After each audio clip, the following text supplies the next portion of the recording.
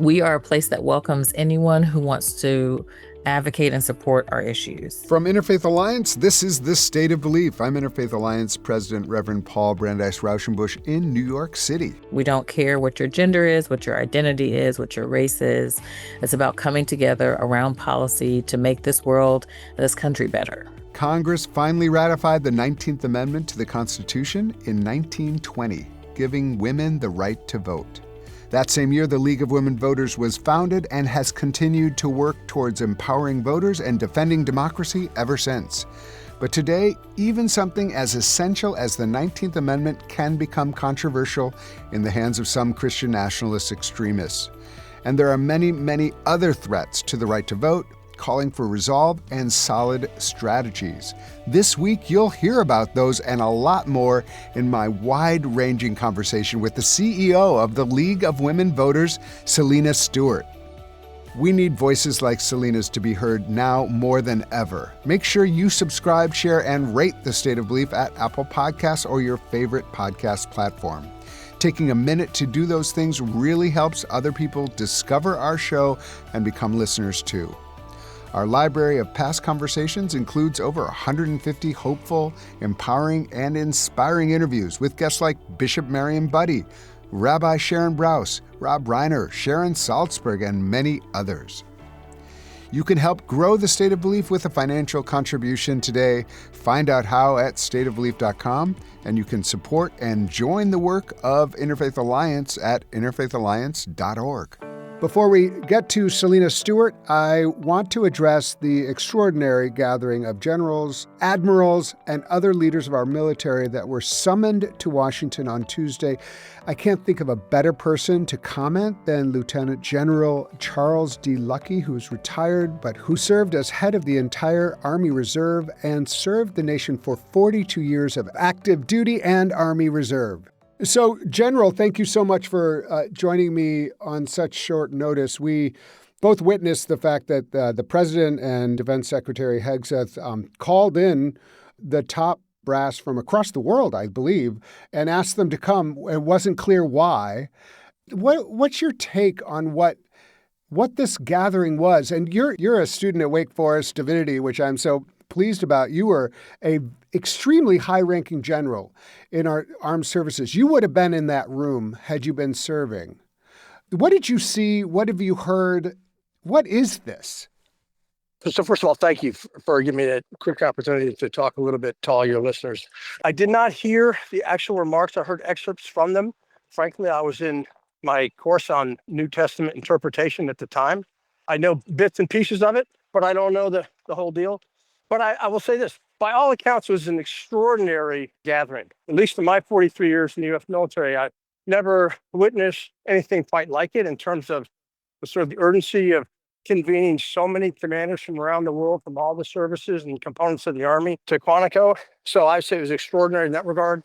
I don't know all the ins and outs of what was said or what was implied by what was said, but I can assure you and your listeners that it was an exceptional event in the sense that I've just never witnessed anything quite like it. And I don't think anybody in that room had either.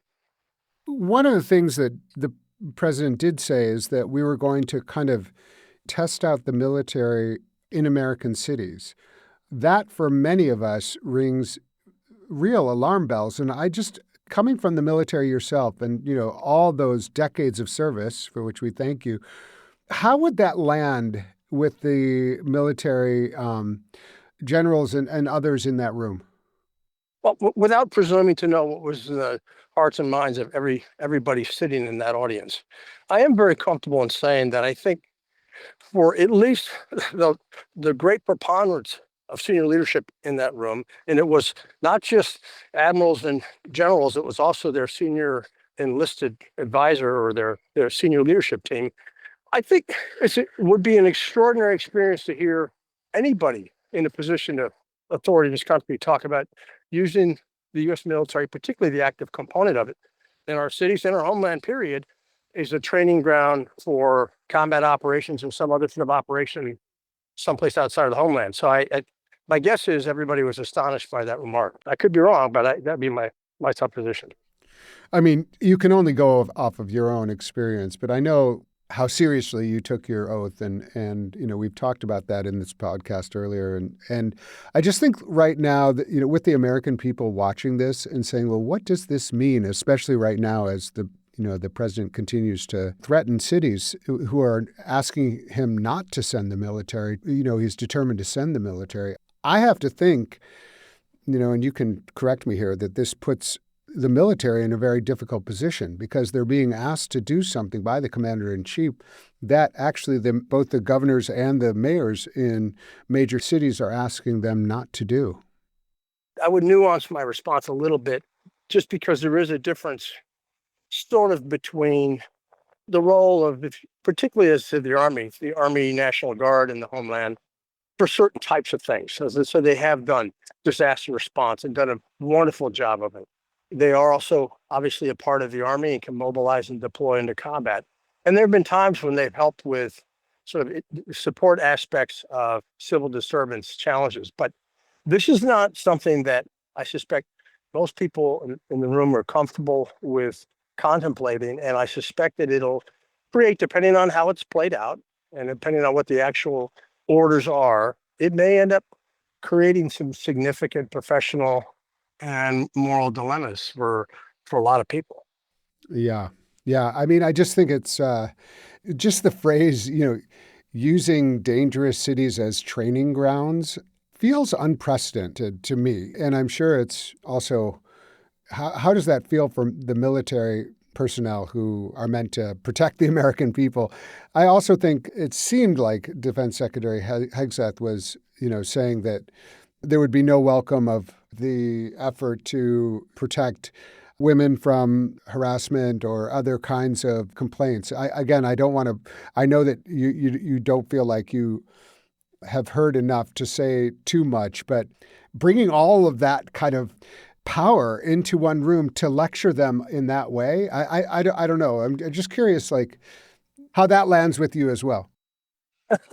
Well, your listeners may not know this, but you know me well enough to know sort of what I think of anytime I say extraordinary. I mean, this is something I'm still wondering myself in terms of what exactly are we doing and why are we doing it.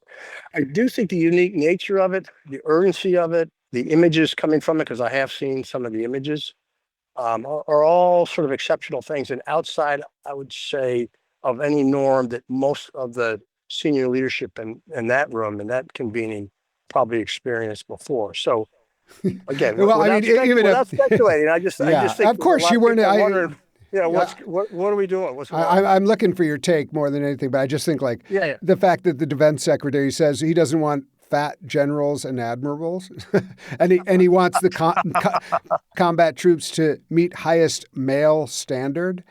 I don't want to put you in a comfortable position because but you're the only one who Well, I know who might have been in that room who might be able to help me parse yeah, this I would. out from the perspective of the Well, military. yeah, and again, you have me at either an advantage or disadvantage because I would also be seeing it through my 43 years of experience in the Army. How many years I had when I retired. So part of this is just when I talked about it being outside of norms. I think for a lot of senior professionals in that audience, and I know many of them who are dedicated professional soldiers, sailors, airmen, Marines, guardians who have spent, in the case of individuals that are this senior, decades, sort of ensconced in the traditions of the services and the basic norms of what does it mean that we're going to support and defend the Constitution of the United States of America against all enemies, foreign, domestic, and bear true faith and allegiance is the same. I think for most folks that have come out of that culture, which pretty much everybody in that room has, yeah, I think it is a very challenging shift that they're being asked to make. And when I say challenging, I mean, I think both in terms of the way we traditionally have done things and sort of over time increase from an inclusivity perspective and from a diversity perspective, the face, I think for the better of the U.S. military. I think for a lot of folks, this is going to be a head scratcher and it's going to be a challenge. Now, as far as, height and weight standards and being physically fit, I mean, I don't have any issue with that. And I don't think most people do, but I do think there's some nuances that were reflected in some of the remarks that I have heard snippets of that I think are going to be problematic for a lot of senior leadership as they try to adjust to the guidance that they're receiving from senior leadership operate within the law and within the spirit of the law. But also, there's a lot of sort of cultural norms that have grown up through the services, in the case of the Army over centuries, and the Navy as well, and the Marine Corps. So I think this is going to be very challenging. And I think there's probably going to be a lot of conversations to which I will not be privy internal to the U.S. military going forward. Lieutenant General Charles Luckey, thank you so much for weighing in on such short notice, and I really appreciate your reflections. Always a pleasure to be with you. And now to my guest. Celina Stewart is the Chief Executive Officer of the League of Women Voters, guiding the organization's mission to educate voters and defend democratic participation. In this role, she leads efforts to provide nonpartisan information, promote voter rights, and strengthen civic engagement across communities. Her work focuses on expanding access to the ballot and ensuring informed participation in the democratic process. Celina, thank you so much for making time for the State of Belief today. Thank you. I'm so excited to be here. I have to start out by saying, I am a huge League of Women Voters fan. I'm a member of my local League of Women Voters. Even more than that, my family has been involved in the League of Women Voters from the beginning. My grandmother, my grandmother's grandmother, my grandmother's mother. I mean, from the 1920s, really believing in the role of the League of Women Voters, not only for the right of women to vote, but also educating the broader public on issues that affect the world. I think the League is one of the great institutions of America, and I'm just so grateful for all your work in the League of Women Voters.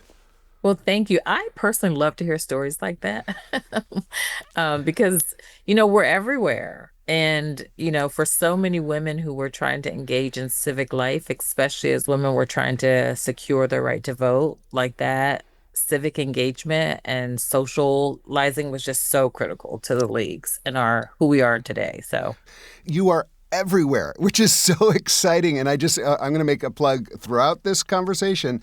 Join the League of Women Voters, because what you will get back Amen. is so incredible around information, opportunities to engage. I just am a super fan.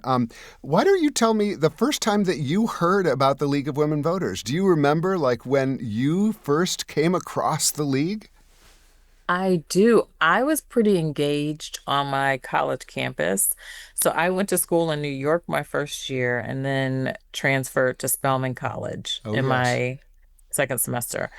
So we did voter drives, and I remember, quite frankly, these little old white ladies on campus, on campus.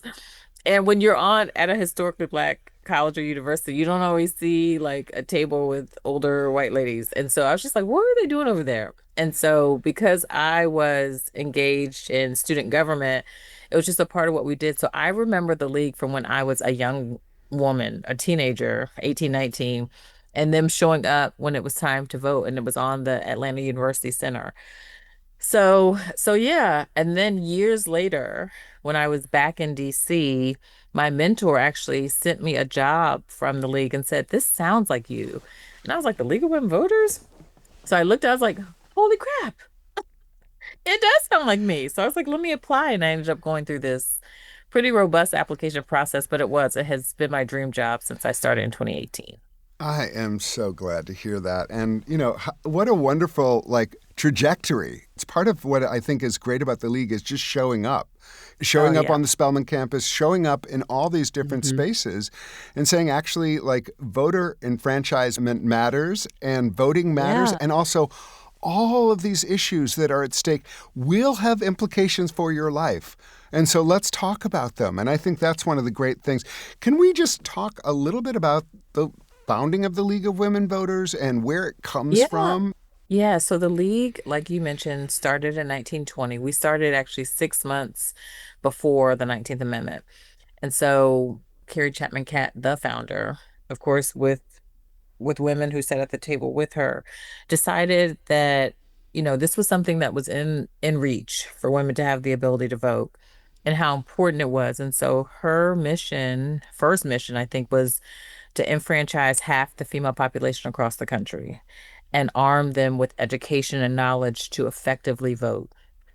Because before, it would be at dinner table, you're the husband and, the wife is trying to convince you, hey, honey, how do you feel about this? Mm, All the things. mm, But what mm. I thought is so fascinating about our origin story is that oftentimes in 1920, was the roaring 20s. We had just come off of a pandemic at that time, right? And so people were starting to go out again and engage in social life. And so at these parties, and it's weird because it still happens today kind of. But when you go to a party, there's a point where the crowd kind of separates. The men go into a room, Mm, and the mm, women go into a room. mm. And the women in those rooms would take advantage of that moment to share, okay, like these little papers to say, okay, this is something that's happening in our community. You might want this is something you should be encouraging or influencing your husband to vote yes or no on, etc., until we got the right to vote. And so just the way that women even back then networked for what they wanted and what Wow. they needed was just it's just so cool to know. And so the organization progressed. Obviously, there's lots of pictures of our founding and marches and the things that we did in pursuit of women's suffrage. And Yeah. that has progressed. And so now it has expanded to include, who else is now at the table? Who else needs to be included in terms of being enfranchised? And in 1972 is when the league first got on board with the Voting Rights Act. Mm, We weren't there in the very beginning. We were just like, well, let's see how this pans out. But there was such a demand from our members that we have got to be in this fight to make sure yeah. that as Black voters or Black people get enfranchised to vote, that we are working with them and supporting these efforts. And it just has progressed. And now I think, full circle, I'm only the second African American woman to lead the league as CEO. And so I feel like it's a full circle moment. It shows our growth. There's still work to be done, I think, as just with any organization, but we've come a long way. And I think we're on the road to righteous. A So, 100%. And, the progress is so important. Just in my own family, a lot of the activism around the league and the right to vote happened by people who were very interested in women workers and their own ability to advocate for themselves, and they would go up to Albany or whatever capital and say, hey, we're getting exploited here, and the legislators wouldn't take them seriously because you don't have the right to vote, you're not going to be able to vote me out of office, don't tell, you have no power here, and that's when they kind of realized, oh, okay, it's also about making sure that everybody has that right to be represented. And that's, I think, the progression, especially around Black voters and other communities, oh, yeah. continuing to bring them in to the idea that we actually are by and for the people. And that is You know, so important. I think right now we're in another moment where this question of whose vote actually gets to be counted and the effort almost of disenfranchisement that oh, I yeah. feel like, this current administration is ginning up. You all do so much. By the way, for those listening, we're going to talk a lot about voting rights and elections, but it's not just about what happens, every 2 years. It's about what's happening all the time in these legislative sessions and educating the public. So sign up at the League of Women Voters, start getting their emails, become a member. You will not regret it because you will be smarter. I am smarter because of the League of Women Voters about voting, about what's happening in my community. But I do want to talk about what the League is doing around voting rights now, because we do have a lot of fears around the upcoming midterms and what kind of ability communities will have to vote. Can you talk a little bit about that fear and what we should all be doing? Well, first I want to talk about you're not even on the payroll and you have already mentioned join the league 3 times. And I feel like you need to be on the payroll. Well, you don't have to pay me. See, I'm that kind of cheerleader. I really believe in it. I am channeling all I the women appreciate in my that. family from generations back, 4 or 5 generations back, and if I didn't say it, they would come haunt me. So I'm Okay. Okay, the ancestors coming. That's good. Well, yeah, I think there is a lot of fear in this moment, and voter suppression has been around for sure. since for as long as Black folks have been able to vote, right? So that it's not new. But what we do know is new is that it wears a different costume each round. Mm. And so how voter suppression actually shows up, we saw in 2022, was that 2022, where in Arizona there were people who were armed at ballot boxes asking Mm. people Mm-hmm. about their whether or not they could vote, asking them Mm-hmm. questions that they had no right to ask these No right people. to ask. Yeah. And there was a lawsuit filed by another organization, and the court kicked it out pretty quickly. And so they were in the process of appealing it to the Fifth Circuit. I think it was the Fifth Circuit at the time. And we swooped in and said, no, no, we have like actual members who were intimidated. They weren't comfortable going to the ballot box. And these were um, some of our white members, white men and women who were just like, look, I don't even know if I was the target of this, but I was intimidated. I don't want my wife to go to the ballot box when someone's holding a gun and asking her if she can vote. And so we went in, filed a lawsuit, and the court heard our case within 24 hours and ruled within about 8 hours. So he ruled very quickly to get those folks out of there. In the ruling, we also got longevity too to make sure that didn't happen for 2024 and 2026. And so it's really important. So the league, when I think about the league in our work, we started with voter education, voter services, but we are very much in the voter protection space now too. Our mission is empower voters, defend democracy. That defending democracy is really critical through lawsuits, through pushing back and holding power accountable and all the things. But back to the fear piece, I think there's a lot of ways that fear can show up. And when I think about um, this moment, it requires a great deal of courage. And someone said on a panel I was on last week, Maya Wiley actually, she said, courage is not the absence of fear, and that is so true. Mm. If courage was the absence of fear, it'd be easy for everyone to do it. And so in a moment like this, it takes so much courage to go vote, and it has taken, many communities a lot of courage to show up and vote because they know that they're a target, Black voters, Hispanic voters, women, etc. But we have to have courage in this moment, not just to vote, but just to stand up against what's happening in this country. It's some real harms happening right now in this country for a variety of people. So many of us are impacted. And so having courage in this moment is so important to combat that fear. And it doesn't mean that the fear goes away. It just means that even despite the fear, we do it anyway. We stand up anyway. We fight back anyway. Mm. Up next, much more with Celina Stewart. You can hear full episodes of The State of Belief anytime on our website at stateofbelief.com. You'll also find links to topics we discussed this week, as well as transcripts and more. Make sure you subscribe, share, and rate The State of Belief at Apple Podcasts or your favorite podcast platform. You're listening to The State of Belief, where religion and democracy meet.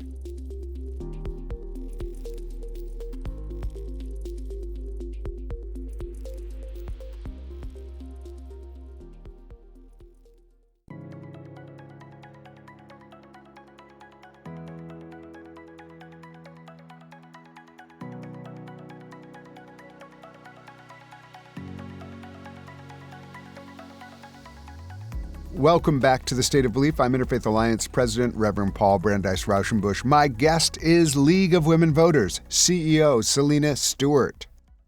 I talk a lot about courage in the work and how religious communities need to have courage right now. And religious communities are showing courage. And the heart of courage is actually core, which is heart, which is love. Mm-hmm. And I feel like courage right now, if we show up with courage, it's showing up with love for our community, love for our neighbor, and Yeah. love for our democracy. Courage Yeah. is the key right now. Skye Perryman, who's the president of Democracy Forward, she said, Mm. courage is the new currency.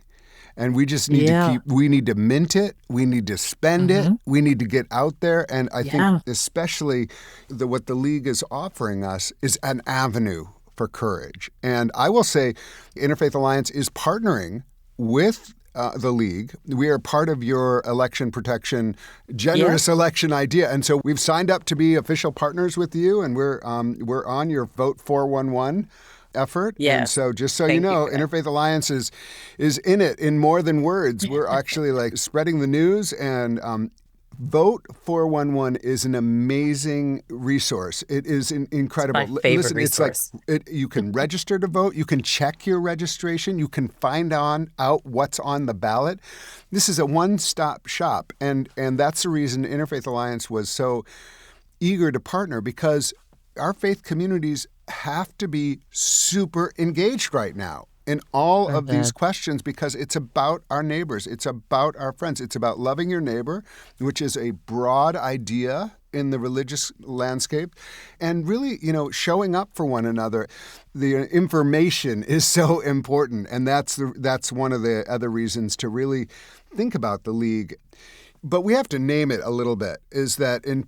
we've already heard this administration, they're already gearing up ways to intimidate. ICE going everywhere, masked men and women, frankly, Mhm. showing up, really inflicting terror on communities. And what will that do to communities, especially marginalized communities or communities that are the target of a lot of this? What will that do in voter suppression? I think that's a real Yeah. concern. I And think it should be. it should be, and it requires those of us who are part of religious communities. It is beholden upon us to show up with courage in that moment. There's all sorts of ways that religious folks can show up in ways that are appropriate in polling places, and make sure there's polling chaplains, there's all kinds of things to make sure that people are not intimidated. I do think there's a special role right now in all of our society for people of all different faith traditions to show up in positive ways, keeping the peace, but also showing courage and saying, you're not going to intimidate us. And frankly, Yeah, putting on a collar or putting on a stole or putting on, kippah or whatever you do, and saying, like, you have to come through me if you want to get to them. And I think that's like something we have to really start taking more and more seriously, flowing out of the civil rights movement and all that courage that it took to show up then. We need that kind of spirit now. It's a similar moment. and I've seen a lot of pastors and priests show up in this moment and Yeah, condemn, things that are happening in this country. And I think the faith community has always been a part of movement.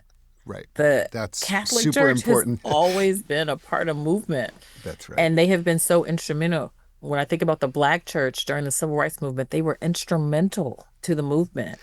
I mean, Because I think it's they were the movement. I mean, it's not like yeah, they were So I think sometimes people take out the religion from Martin Luther King or John Lewis or Howard uh-huh. Thurman or all these folks who were like Yeah, the spiritual. I'm not saying that there weren't secular people involved. I just think like it's for also sure. really. It is a call to those of us who are spiritual today to say, okay, that's the history that we should lean into.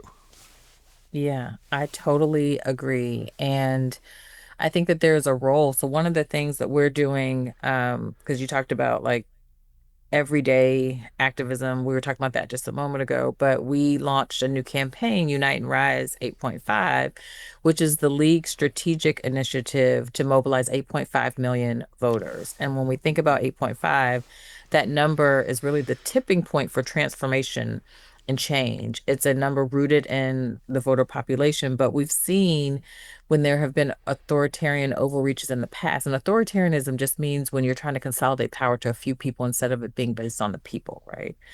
And so when we think about that, that's the 3.5 million people in the country is just a small amount of people who we need in order to push back and make sure that we can save our country. And so Mm, to me, it's a little bit of a relief to know that we don't need everybody. Right? Because we're not going right. to get everybody on board. There just has to be enough strong few, a few strong people in order to do that. And this work is really about empowering voters and defending democracy at the ballot box, which is the league's foundation. And so our country is facing a really scary moment right now. I mean, we talked about fear a moment ago. We're in a constitutional crisis. And so, really, it's up to as many Americans as possible to lean in. And it's not limited to people who are activists around voting. This is the faith community. This is the business community. This is academia. Like all of these different sectors. Those are what the seven pillars of influence. um, that have to lean in this moment to be inclusive. I think we have more in common than we differ, right? And so focusing on what we have in common, we're all human, we're all God's children, right? And so thinking about the fact that we are all God's children and we all there's enough this world, this universe provides enough resources for us all. And so Oof. there's no reason for us to not um share. And I understand that for some people equality feels like oppression, but that is not God's way. There's enough resources in this universe. He provides so much so that we all have enough to thrive. Yes, yes, and I think that that is so important. I am curious about you. What is your background? Like you went to New York and then Spelman, but were you raised in a religious tradition? Were you raised in a spiritual Yeah. tradition, or are you trained as a lawyer, or what? I need to know. Oh, yeah. We It's need like, to who know is more this woman? about you, and because clearly you are a leader for this moment. Tell us a little bit more about your own biography. Yeah. So I grew up in the church. I grew up in a non-denominational church. My bishop was in a church in Maryland. So that was like where I grew up. And there's, to me, what I do now and what I grew up doing is so connected, like civic life and religion, because anyone who goes to church, just like at the league, I often volunteer people to do things. Like, I'm going to volunteer you to do this thing. But I was voluntold all the time in church, like the children's ministry, helping with the Christmas play every year or whatever religious play or performances that you have. But yeah, I was plugged in, so it was very service oriented. And so even as I moved to civic life, it's very service oriented. So yes, I am trained as an attorney. My mom was actually the one who helped me figure out what area of law I wanted to study because when I was in law school, I was taking all this, you take all these foundational classes. You take writing, you take torts, you take constitutional law, you take contracts, all these things, right? And so I was going to Constitution Law 1 class and we were learning about the civil rights movement, voting rights cases, and I would come home and I'd be so upset. I'm like, "Oh, I hate this class." My mom was like, "Why do you hate this class?" I'm like, "Oh my God, I can't believe that the judge ruled this way. Like, what was he thinking? How does he not know like the impact of what he's doing or what she's doing?" And well, we didn't really have that with Sinead, but either way, she said, "Well, I think you know what your practice is going to be. I think you know what your area of law is going to be because this is the only class that really gets you upset and where you're like feeling it." And I was just like, "Oh my God, are you kidding? I would never do this. I have a heart attack doing this work." But she was right. Yeah. I ended up being a voting rights attorney because I wanted to work to liberate communities. Mm, Anyone who is marginalized, anyone who feels othered, anyone who feels left out, it was important for me to be a voice for that community. And some of these folks, some of the cases that I filed and some of the cases that I filed lifted barriers. People had more access to the vote, but some of these people will never know my name, and it never mattered to me. I just wanted to be a person who was conscious and intentional about liberation and liberating mm, people and removing barriers so that people had more access to voting and just to thrive in life. Because I think that as human beings, we all just want to thrive. mm, We want to feel accepted. We want to feel loved. We want to feel cared for. And I think that's why this moment is so hard in this country because, there's so much hatred.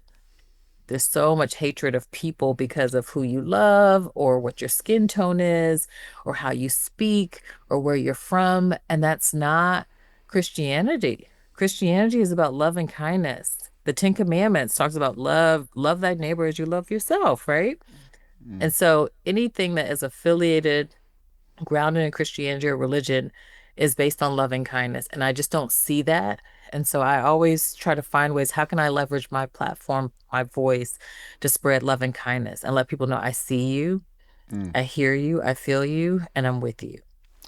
You know, I think that's a great way to talk about democracy. Frankly, in toto, is like how do we see our neighbor and recognize that they have needs too, and that somehow we have to create a society based on laws that recognize that it just can't be all about me. It has to be Yeah. also about my neighbor and my neighbor who is similar to me and very different from me. Yeah. And that is the genius, frankly, of America. If we get into it and really want to talk about if there is something special about the United States, it's the idea that people of very different backgrounds and beliefs can live side by side and recognize the right of one another to thrive equally.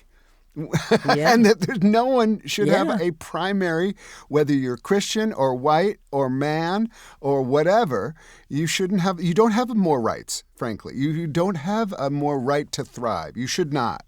That's our goal. It's, I have to say, and okay, I'm going to just be shady for a second, but you're talking about the goal of Christianity is to love. Um, Anyway, we're recording this right after the memorial service for Charlie Kirk, and the president said, "I just hate my enemies," and I'm like, "Okay." At a religious service, at a eulogy, it's just one of those Yeah. moments where we don't need more proof that the president's claim to Christianity is just ridiculous. But I've been really grappling with this yeah, because I have had to tell myself since the election, and especially since, the administration took over, I want to understand. I was just like, I don't understand. It just seems like the platform was based on hate. And I think that people, when he was campaigning, didn't hear the dog whistles, didn't hear mm, the underlying undercurrents that have been part of this country for a long time. But I have to keep telling myself, okay, God is in control. Nothing that is, God doesn't, God allows whatever happens, right? And so if he's always in control, what does this mean? And I've gotten to this place recently where I just keep thinking perhaps the current president, President Trump, had to be the messenger to awaken us. We're in a moment of divine femininity. And, it's a war, it's a spiritual war that we're feeling right now. It's not just, left versus right. That has nothing to do with it. This is about light and darkness. mm, And when we think about the spiritual warfare happening in this country right now, I keep thinking the only thing that well, what I came out of my meditation with is this was the messenger to help awaken spirituality in this country because it had to get to a point where people needed to push back. Like I feel like people have been sleeping. mm, And yeah. we're seeing slowly more and more people become awake. And I think that when you think about awakening, I always think about like spiritual prototypes. This is a moment whenever you have crises like this, whenever you have broad scale harm like this, it's when people have to lean into their God-given talents because those are the things that light the path forward, right?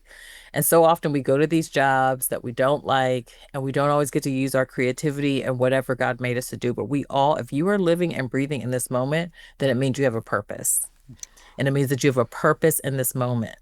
And so you have got to tap into whatever your purpose is because your purpose is tied to how you use your creativity and whatever your God-given talents are to awaken people. So whether you're an artist, maybe you create art that awakens people. If you're, because there's all these prototypes. There's the oracle, the healer, the messenger, the alchemist, the artist, the rebel, like the teacher, the priestess or priest, the guardian, and the mirror.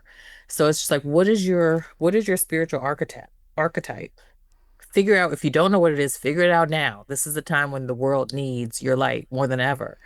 And so I encourage people, and even for myself, like tapping back to what I need. I know that I'm a healer. My archetype is healing. And so whatever that is, I'm like, how do I find ways to create healing and spread love so that we're counterbalancing this narrative of hate? And Oof. how do I exercise kindness even when someone doesn't like me, doesn't think that I deserve to be here, doesn't think I deserve to have equity? How do I exercise kindness and healing in a moment like this? Well, that is beautiful. And again, we are with you and we need you to shine. But I love the message. All of us need to shine. No matter where we are, what we do, we all have a role in this democracy and we all have a right to our role and our place in this That's democracy. right. And frankly, democracy to function needs all of us. And so this idea of a radical invitation. I think that's what the league can offer right now. It's just like no one is, dispensable. Everyone Right. needs to come, and for this democracy to work, we need everyone. And so I love that. I think it's so beautiful. And I'm flashing on a moment. Recently, my you may know that my great grandfather was Louis Brandeis, who was a Supreme Court justice, and there's a Yes, law school we named do. after him in Louisville. And so I Hmm. connected the law school, Louis de Brandeis Law School, with Sky Perryman, who's the president. I mentioned her earlier, and she was talking, and Hmm.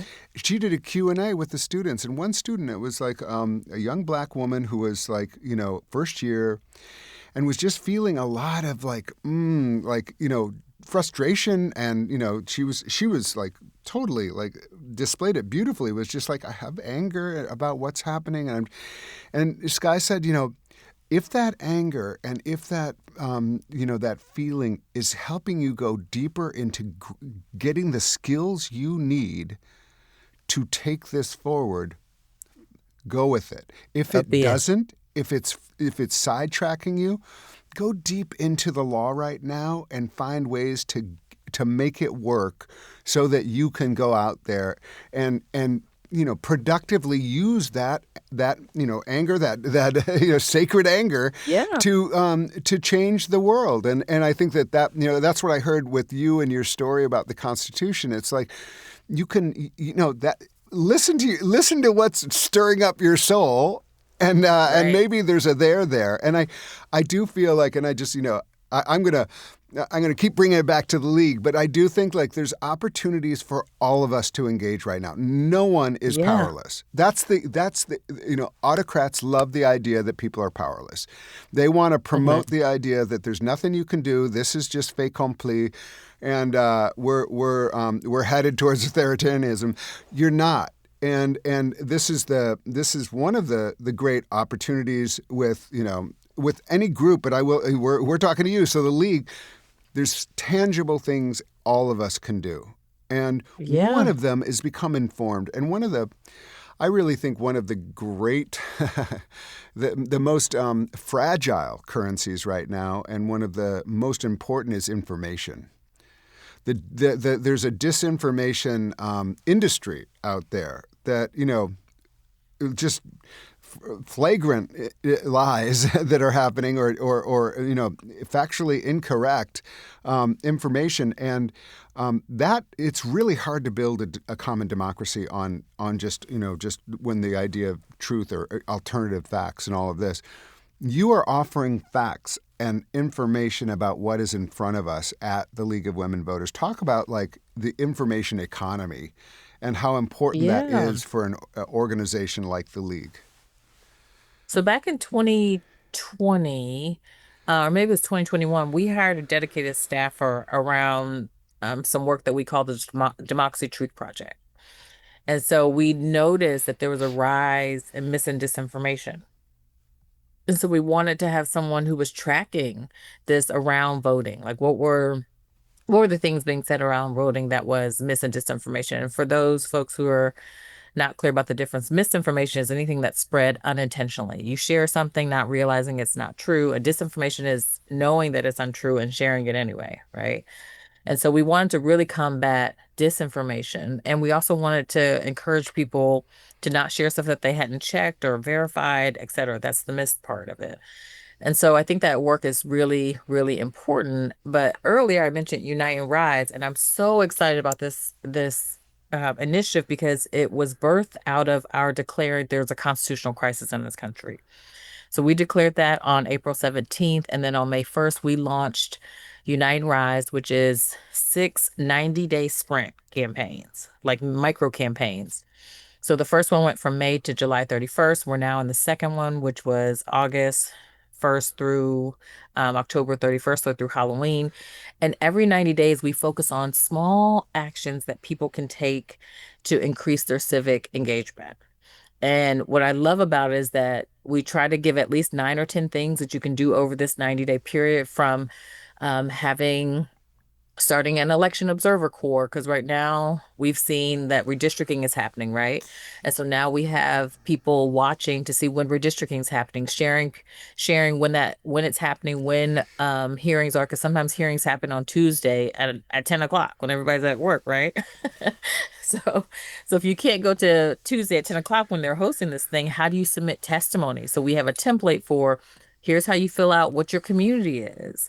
My community is made up of these different populations, and we share this grocery store or school, et cetera. So we equip people with how to actually participate in the Mm. redistricting process, whether you can be at the hearing or not, but also just to educate people. We're hearing people talk about redistricting for the first time who have never been engaged around it, right? And so they're just like, what is this redistricting thing? And it's like, let's make it plain. Redistricting is sometimes in the clouds, this wonky topic, but it's all about the distribution of power. Mm. The lines dictate who you can elect and who will represent you in Congress and at your state level, whether that's your state house or Senate. And right now, the fight is for the congressional seats. We know that in Texas, the president directed DOJ to question 5 districts in Texas, and Governor Abbott said, "Okay, we're just going to redo the maps with very little public participation." It was passed in the middle of the night without people being able to contribute, but the league was there helping people write testimonies like, "Okay, this is going to happen in the middle of the night, but get your voice on the record." Because we knew that we needed that record if we were going to try to stand up or push back on the maps once they were done, and we have done that. But Unite and Rise is such a great opportunity because it makes democracy accessible to everyday people. Yeah. And so these 90-day sprints give us a real opportunity to get people engaged in what we've seen over time. Studies show that when people engage in small actions, they tend to engage in more actions over time. Yeah. And so we're trying to get people engaged on a micro level so that we have this macro impact. I think that kind of engagement, it makes all the difference. And if we Yeah. don't show up, they just go ahead and say, "Oh well, we had an open forum. No one showed up. We just assumed we did what we wanted to do."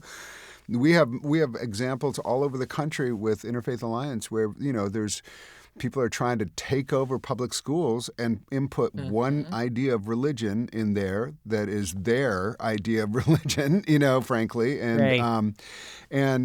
we've been helping people like show up and say, no, that doesn't represent.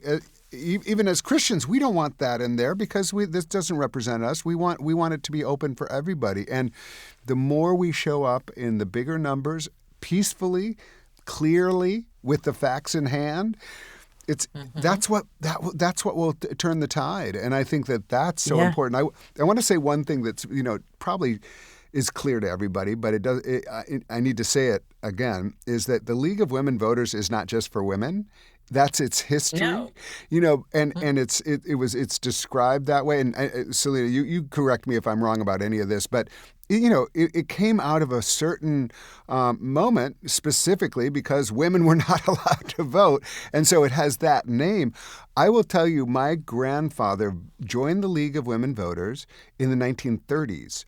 He was like, Oh, I I want love to be a that. member of the league. I am a non-voting member. I am, because his wife was, my grandmother was very involved, but he wanted to shows his support. He said, I'm, a male member of the League of Women Voters.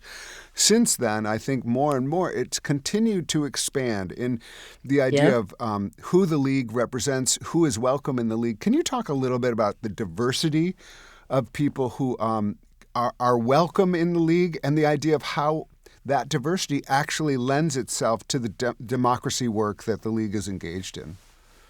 Yeah, so you're absolutely right. We are the League of Women Voters. We're founded by women with this big audacious goal to enfranchise half the female population across the country, which represented about 10 million people in 1920. But yeah, as we have grown, we embrace anyone who wants to work towards our policies. Like, and the policies are well beyond policies that impact just women. Like, we do gun safety, we do immigration, voting rights, redistricting. Redistricting affects us all, whether you're a voter or not. It affects residents, right? It's all about representation and making sure that you have services based on where you are. And so we are a place that welcomes anyone who wants to advocate and support our issues. We don't Mm. care what your gender is, what your identity is, what your race is. It's about coming together around policy to make this world, this country better. Mm.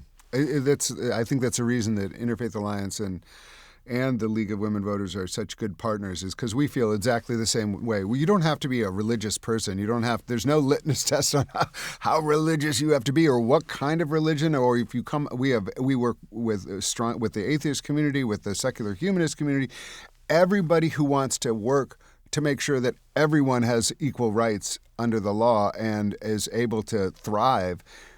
Come on down. we want Yeah, we exactly. want to work with you.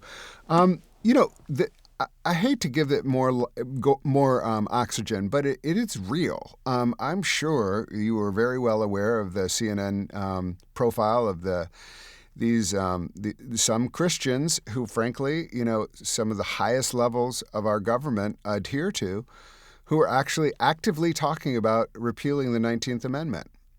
And whoo, talk about blood They boiling. ought to But be I just, ashamed of themselves. They ought I, to be ashamed of themselves. it, you Women know, have been the backbone of this country for so long. Like no one on this planet would be here without women. So it's yeah. just a I mean, wild. it is wild to me, and all these men talking about how like, oh well, we'll just represent the family, and I just like I am at the point where if people start saying stuff that sounds crazy, believe them. They mean it. They mean it. It's Yeah. and that's the scary thing is that there is a there this is a and it's I'm embarrassed to say it comes out of my faith tradition where they are saying, based on their religious beliefs, Christian beliefs, that women should not have the right to vote. And I just think we should take it really seriously. None of us should. This is the church that, frankly, Pete Hegseth, Secretary of Defense, attends, and we see evidence of that in the way he's treated women in the military, and so I'm anyway. I just felt like, as So I have maybe some thoughts on that. yeah, give I me don't please. I don't accept the sentiment. I agree with you. I don't accept that sentiment at all, but I understand it. It's not acceptable though. I want to reiterate that. Understandable, but not acceptable. So the women's liberation movement has progressed so much. Women, when we think about when we first started in 1920, we could not have a credit card. We could not own property. It had to be done through our husband's name. In many jurisdictions around the country, you couldn't even get a divorce without your husband's permission. Imagine needing to get a divorce and be like, okay, I got to get out of this thing. And you have to get permission from the very person you're trying to separate from. And I know we're not talking about religion, want to stay married forever. My parents have been married 53 years. It's work, right? It's work. But I think what we see here, and there was a gentleman on the Diary of a CEO who just explained it so well. He was from Europe and he talked about how the women's liberation movement has kind of left some men behind because women have moved forward in terms of what their education is, what their understanding is. We do so much work on ourselves, like to understand how we're feeling and how to communicate and what we're going through. And sometimes men don't do that same work. And so we're at a place where women have evolved to such a level and some men, not all men, but some men have felt left behind. They don't feel like they have a voice. They don't feel like they can communicate or understand how to how to work with these very liberated women. And so I don't think that that means that women shouldn't have rights. It means that we've got to figure out a way as the world continues to evolve and we evolve as women and men and people, how we continue to work and connect to each other. And so I think that's a conversation that a lot of people are not willing to have. But we have got to figure evolution is going to change things. As any species evolves, it means that something's going to change and something's going to be moved away from. You're going to move away from um, codependency. You're going to move away from dependency altogether. And so, what does it mean to be interdependent as a liberated woman and now liberated men? And we have to be willing to do that work. You cannot just discard, the women's liberation or the women who have, evolved to a certain point just because it's harder to be interconnected. We just got to figure that piece out. Mm. Now I know why you understand yourself and should celebrate yourself as a healer. I am hearing that right now. I want to close with the question I'm asking a lot of people now, like, what does courage look like to you right now? Oof.